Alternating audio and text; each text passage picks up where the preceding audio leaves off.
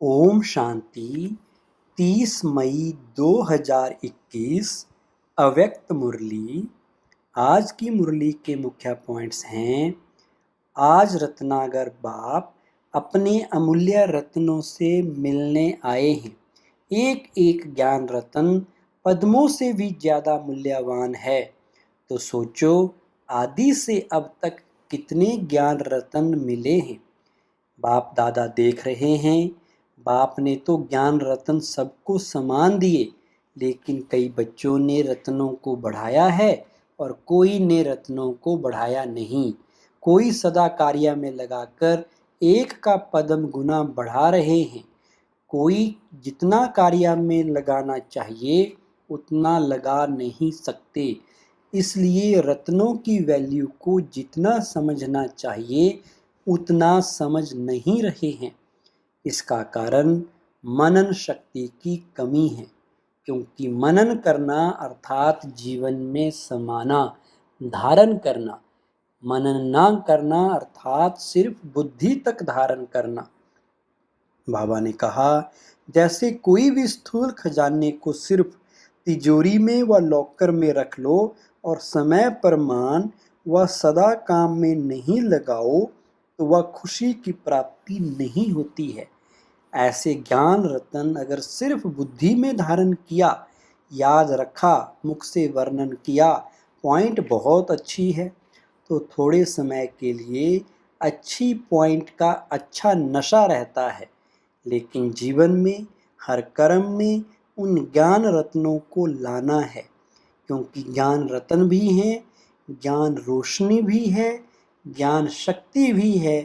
इसलिए अगर इसी विधि से कर्म में नहीं लगाया तो बढ़ता नहीं है। ज्ञान पढ़ाई भी है, ज्ञान लड़ाई के श्रेष्ठ शस्त्र भी हैं। यह है ज्ञान का मूल्य। मूल्य को जानना अर्थात कार्य में लगाना, और जितना जितना कार्य में लगाते हैं उतना शक्ति का अनुभव करते जाते हैं।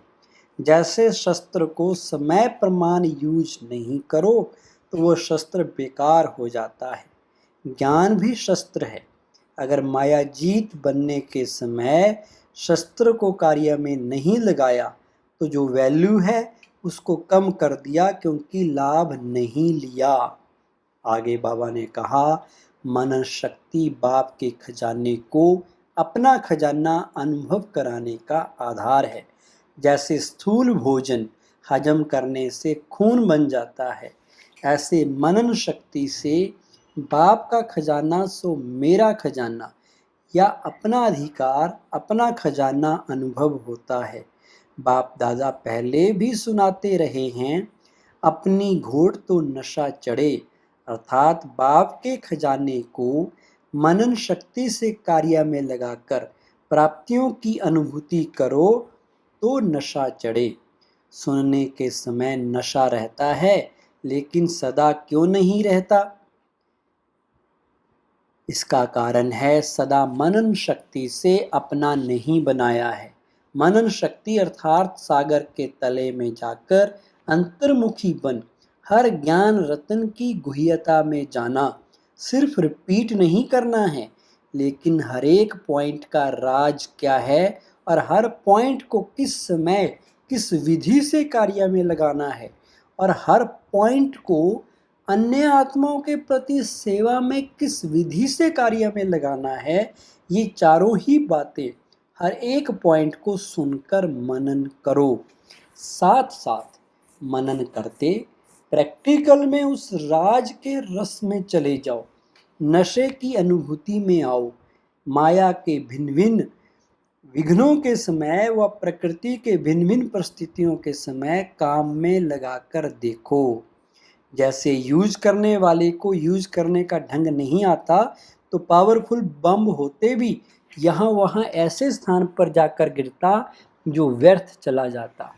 ऐसे एक एक ज्ञान रत्न अति अमूल्य है, लेकिन अगर विजय नहीं होती है तो समझो यूज करने की विधि नहीं आती है। फिर बाबा ने कहा, दूसरी बात, मनन शक्ति का अभ्यास सदा न करने से समय पर बिना अभ्यास के अचानक काम में लगाने का प्रयत्न करते हो, इसलिए धोखा खा लेते हो। सदा का अभ्यास, बहुत काल का अभ्यास चाहिए, नहीं तो उस समय सोचने वाले को क्या टाइटल देंगे? कुंभकर्ण। उसने यही सोचा ना कि आने दो, आएंगे तो जीत लेंगे। तो ऐसा सोचना कि समय पर हो जाएगा, ये अलबेलापन धोखा दे देता। इसलिए हर रोज मनन शक्ति को बढ़ाते जाओ। मनन शक्ति को बढ़ाने के लिए रोज कोई ना कोई एक विशेष पॉइंट बुद्धि में धारण करो। चलते फिरते, हर कर्म करते, सारा दिन मनन चलता रहे। जिस समय भी बुद्धि थोड़ा फ्री हो तो अपने मनन शक्ति के अभ्यास को बार बार दोहराओ। आखिर में कहा, मनन शक्ति के लिए विशेष समय मिले तब अभ्यास करेंगे, ऐसी कोई बात नहीं है। चलते फिरते कर सकते हो। अगर एकांत का समय मिलता है तो बहुत अच्छा है, और मेहनता में जाए, हर पॉइंट के स्पष्टीकरण में जाओ, विस्तार में लाओ, तो बहुत मजा आएगा। वरदान है आज, तोड़ना, मोड़ना और जोड़ना, इन तीनों शब्दों की स्मृति द्वारा सदा विजयी भव। विस्तार, सारी पढ़ाई और शिक्षाओं का सार ये 3 शब्द हैं। नंबर 1 कर्म बंधन तोड़ने हैं, नंबर 2 अपने संस्कार स्वभाव को मोड़ना है, और नंबर 3 एक बाप से सर्व संबंध जोड़ने हैं। यही 3 शब्द संपूर्ण विजयी बना देंगे। इसके लिए सदा यही स्मृति रहे कि जो भी इन नैनों से विनाशी चीजें देखते हैं वो सब विनाश हुई पड़ी हैं। उन्हें देखते भी अपने नए संबंध, नई सृष्टि को देखते रहो तो कभी हार हो नहीं सकती। स्लोगन, योगी की निशानी है सदा क्लीन और क्लियर। ओम शांति।